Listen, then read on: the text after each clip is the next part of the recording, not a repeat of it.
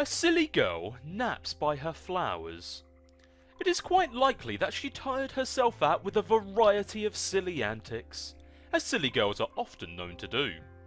She may have a silly name too, or maybe not. It is hard to say for sure without asking her. But since she's slumbering peacefully, it would be a shame to wake her up. You may as well just give her a name right now. Farmstink Botlass. I guess? I guess her name is Farmstink. You tried to roust Farmstink from her slumber, but she is really down for the count. It looks like she's holding some sort of note. Retrieve arms from... They're right there! In plain sight! Look, they're flashing red!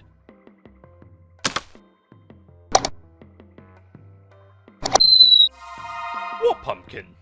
You see no pumpkin, and frankly, it's hard to imagine that there was ever a pumpkin in plain sight or otherwise. Anyway, that would be a really terrible thing to do to poor, sweet Farmstink.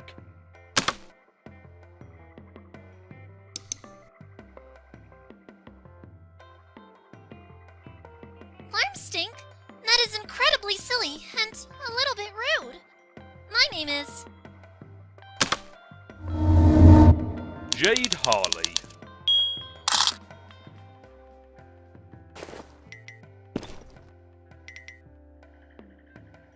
Your name is Jade. You have just woken from a restful nap, and as usual, you have no recollection of having fallen asleep. You have quite a number of interests, so many in fact, you have trouble keeping track of them all, even with an assortment of colourful reminders on your fingers to help you sort everything out in your mind. Nevertheless, when you spend time in your garden atrium, the only thing on your mind is your deep passion for horticulture. What will you do? Jade, it is suggested that you play a silly flute refrain.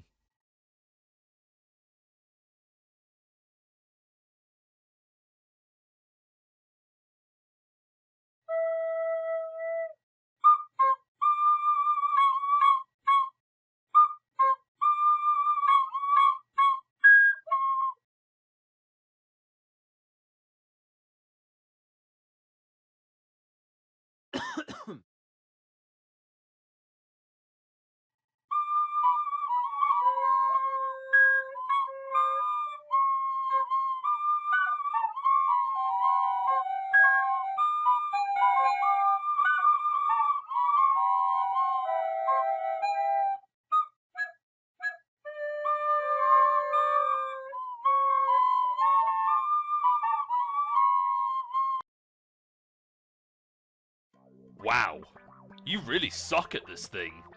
Maybe you should try playing an instrument that you actually know how to play instead, like the one in your bedroom. Honestly, you have no idea where this flute even came from. Things seem to appear and disappear around here all the time, especially to your unending chagrin. Any sort of large orange gourd that might be around. You consider throwing the flute down in disgust. On second thought, it was a perfectly nice flute, and there is no reason to take your frustration out on it. You just need some practice. But before you capture lock the flute, you will need to set your fetch modus first. You have a wide variety of fetch modi to choose from. You were really excited when your grandpa bought you this modus set for Christmas. He is a total badass, if a little strict. You typically opt for the memory modus when it comes to matters of day-to-day practicality. You set your modus to memory and capture log the flute. You allot 9 cards to the modus from your deck, since that will be more than enough for your needs at the moment. The modus grabs 9 more cards for matching purposes. The flute is split up onto 2 blank cards and mixed randomly into the grid. To retrieve the item, you must first pick one card and then pick its matching card. For the typical Silodexer, this modus presents a frustrating guessing game and a lot of wasted time on mismatching. But you like it because you seem to have a knack for always guessing things right on the first try. Squeal like a piglet and fertilize some plants, Jade. It is an awfully silly idea and is basically a waste of everyone's time. You will predictably disregard this thought and focus on more sensible objectives at once. Oh my god, this is so much fun! You capture log the bag of fertilizer. You decide to consult your colourful reminders. You tend to have a lot of things on your mind at once, and you can be a little bit forgetful. So you keep a variety of coloured strings on your fingers as reminders. Each one means that there is something different to remember at a certain time. In fact, looking at your index finger reminds you that there is something important to remember now. It is your friend John's birthday.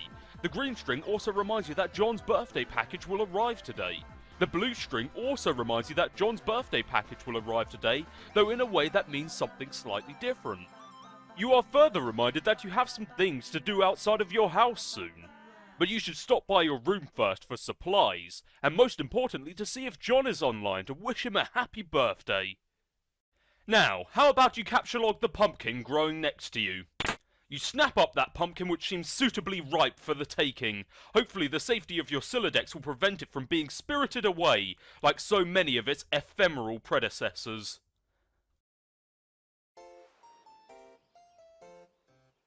You make your way to the middle of the garden atrium, where a stairwell joins the 4 atrium wings.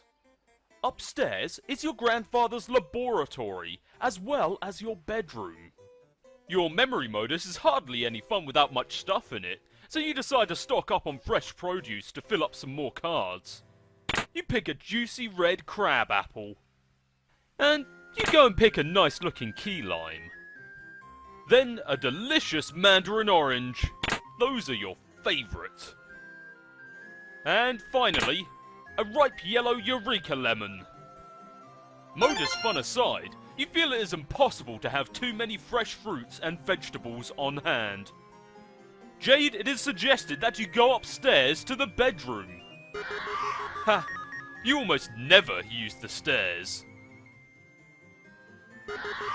You transportalize upstairs. Just above is your room. You enter your bedroom. On this side of the room you are immediately confronted with numerous artifacts highlighting your various interests. You are an avid follower of cartoon shows of considerable nostalgic appeal. You have a profound zeal for marvellous and fantastical fauna of an anthropomorphological persuasion.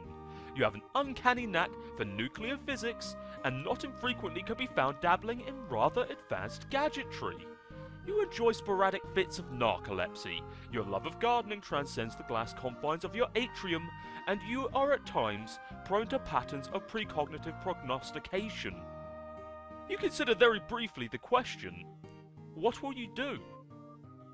But you quickly realise this is only one half of your room, and is therefore host to only half of your interests to choose from. Over here, there are yet more articles of your aforementioned interests, and then some. Additional telltale signs of your enthusiasm for nostalgic television mingle with your assortment of game-hunting firearms. You are a skilled markswoman, though your crosshairs would never settle on an innocent creature, anthropomorphically persuaded or otherwise. Your work table is littered with equipment to facilitate your tinkering. For you, experimentation is not particularly an exact science. You lean heavily on sharp intuition for consistently and eerily optimal results. Nevertheless, you still have not been able to get that broad, flat gizmo there to work, which is a design you have borrowed from one of your grandpa's more mysterious inventions. You are a great admirer of his, and you are not alone. Your father is a world-renowned explorer, naturalist, treasure hunter, archaeologist, scientist, adventurer, big game hunter, billionaire extraordinaire. He has taught you everything you know. But in spite of all his lessons, it is still difficult to escape his stern lectures when you are on your way out of the house to run your errands. He spends most of his time in the grand foyer, stewing in his own intensity and charisma. And today will likely be no exception. Among the errands that you have planned is to venture out and to find your pet and best friend named Becquerel. This animal must be fed, and he will not be happy if he is not. And if he is not happy, then you will not be happy. But first you should really dig out your computer and say hi to John. Now! what will you do? You equip your trusty hunting rifle. There would be hell to pay if Grandad caught you leaving the house without it.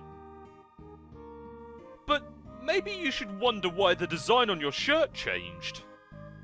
There isn't much to wonder, really. You left the wardrobe afire on its randomization setting. You may contemplate which shirt design you favour the most and commit to that setting in the near future. Jade, it is suggested that you capture log the nearest Squiddles doll and hug it. Just before you can grab one, the powerful electromagnets concealed in their underbellies become activated. Tangle buddies! And the two of them get all tangled up with each other playfully. You capture log the Tangle Buddies. Jade, it is suggested that you lose interest in fauna and never speak of it again. Oh, but you could never do that! What marvellous creatures they are! What a daring dream! To combine the finest qualities of humanity with the elegance and nobility of the animal kingdom! How you wish you could know their world!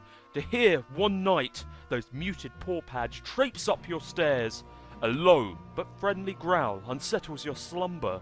And as the sopa seeps from your eyes, they detect a sharp pair of ears cutting moonlight.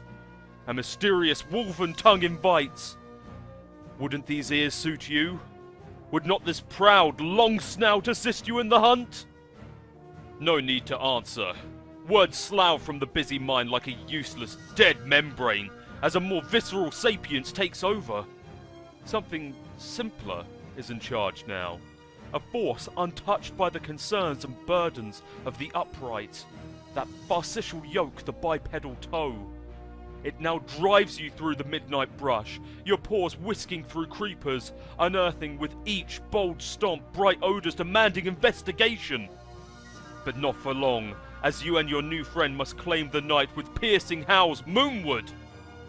You eat a weird bug, and don't even care. But maybe you should pick up your toys now, Jade. Speaking of which, you pick up and admire one of your Manthro chaps. They are wonderful friends, and always cheerful and pleasant fellows. Why, dear Mr. Coxcomb, how will you ever be received at the Barnyard Gala without the trappings of a proper gentleman? Each Manthro chap comes with a number of accessories, including articles of formal attire, a vaccination kit, and a dishwasher-safe slop trough. You then gather all your dolls into a rather cosy-looking pile. Moving on, you deactivate the Wardrobifiers randomization mode and set it to cycle through these 3 shirt designs. The decision was tough, but you think you came to the best possible conclusion.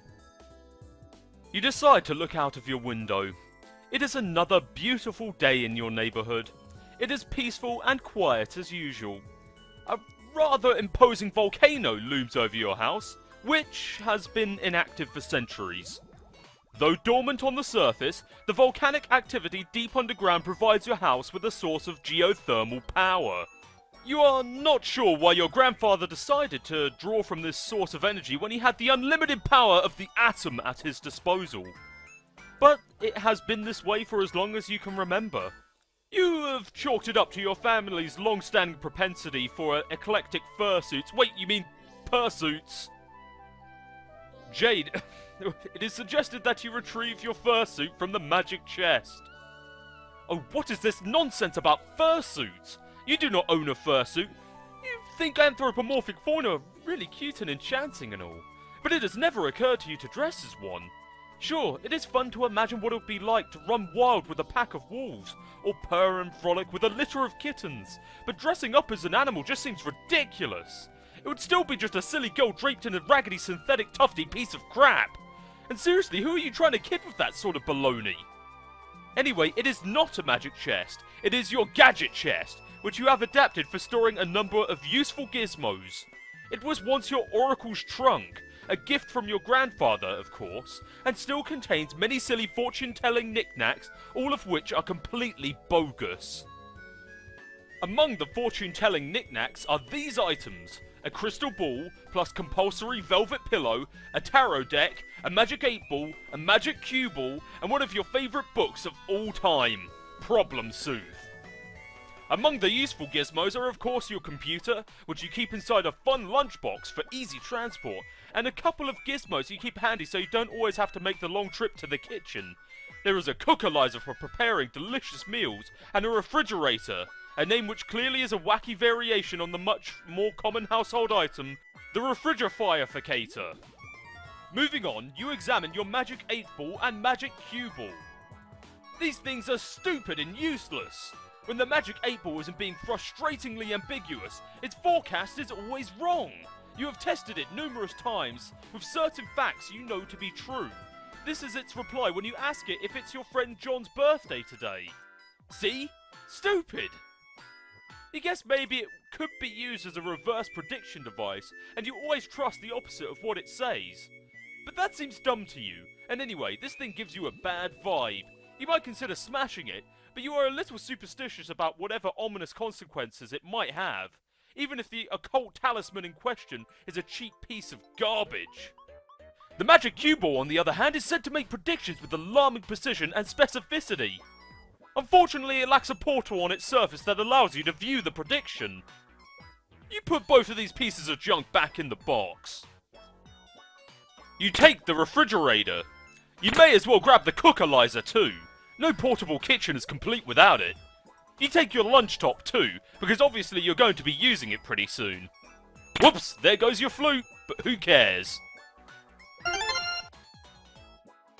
But before you go out to feed Beck, you will need to prepare a meal for him. You clear some space on your work table so you can set up your refrigerator and cookalizer. Just for fun, Jade allows you to take a stab at matching the cards to use the gizmos. It doesn't present much of a challenge for her, so she figures she might as well step aside, while providing a few generous hints. No. No. Warmer. Warmer. Cooler. No. Cooler. Cold. Warmer. Yes. No. Cold. Ice cold! You have selected the key line. Way to go. Hot. Wait. No. Cold. Really cold. Frozen fucking tundra! Hey! Congratulations! You advance your matching skill to the new level, Yukon Hero, Legacy of the Frostbite Amputee. Jade is beginning to regret breaking the fourth wall for this ill-advised escapade. Okay, one more shot at this. If it were known in advance how terrible you were going to be at this matching game, the author may have given a second thought to preparing this cool interactive Flash application. Look at all these fruits on the loose. Good luck trying to settle them down. You just deploy the gadgets yourself. It is suggested that you stick the fruits in the refrigerator to keep them fresh. These fruits are unlikely to become less impudent anytime soon, regardless of where they are stored, but you stick them in anyway. You take a look at the refrigerator's rotary interface. You wonder what he is in the mood for today. It is suggested that you press the steak button. Well, okay. It's a rotary dial, so there are no buttons to press. But whatever, that doesn't really matter. You dial up a thick T-bone steak, which you are sure Becquerel is in the mood for, because he is in the mood for steak every day and is never in the mood for anything else. But he does like his steak well cooked.